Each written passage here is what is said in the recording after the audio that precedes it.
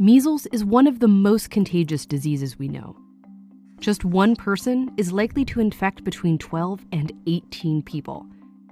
That number is called a disease's basic reproduction number, or R0. Scientists use it to describe how contagious a disease is.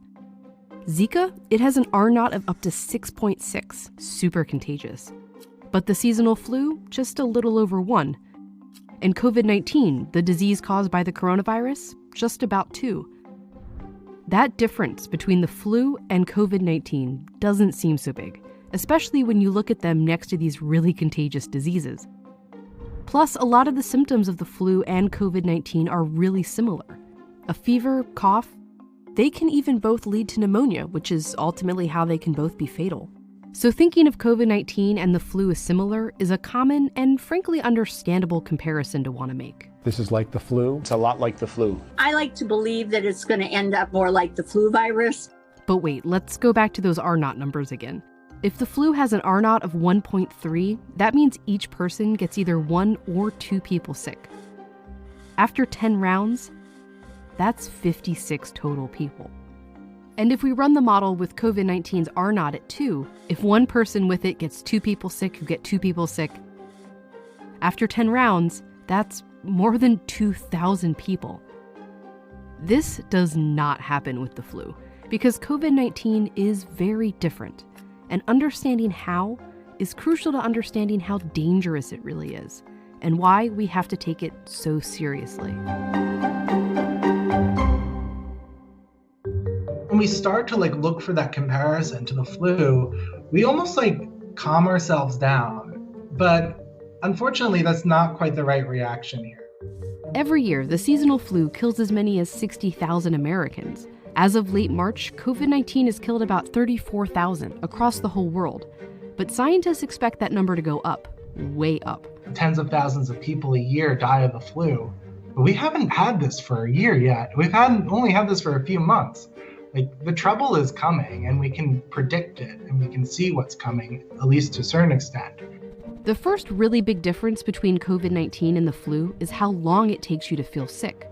From the moment you're infected with COVID-19, it usually takes 5 days before you start to feel symptoms.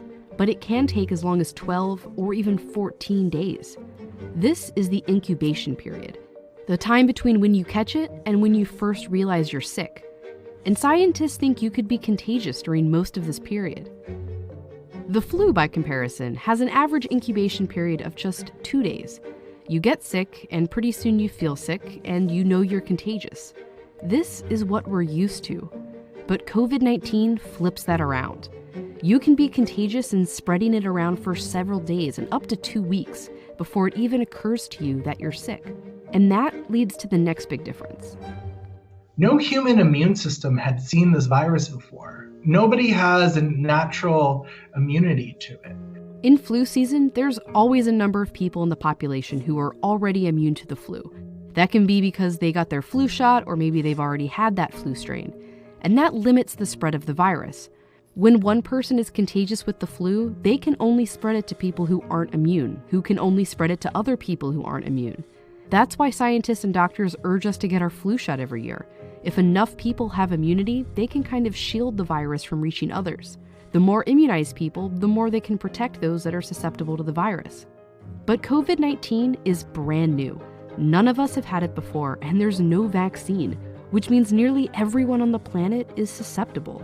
So when a contagious person, who may not even know they're infected, comes into contact with others, it can spread like wildfire.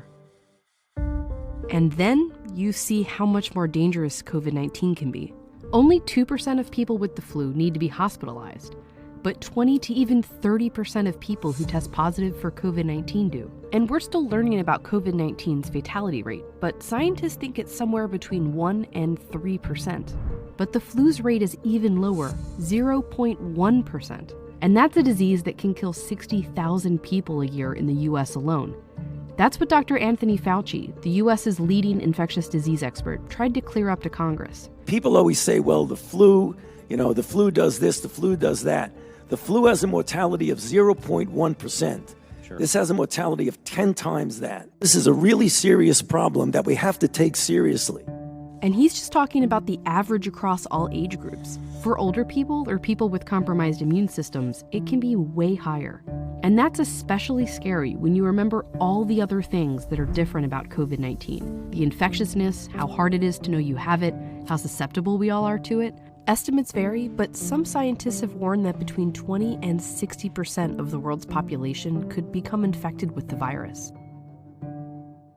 Because COVID-19 has no cure and no vaccine, the only defense we have against it is social. We can take ourselves out of the chain, not with immunity, but with social distancing. Just physically not being around anyone and staying home as much as possible. But that only works if each of us takes it seriously, which is why comparing it to the flu, while understandable, is not helpful.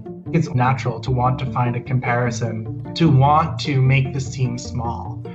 When we use the flu as the backdrop, it almost numbs us, or it can numb us and make us maybe even feel better about the current situation, because the current situation is bad. So now is not the time to be numb. We need to be vigilant and then use our vigilance for useful actions.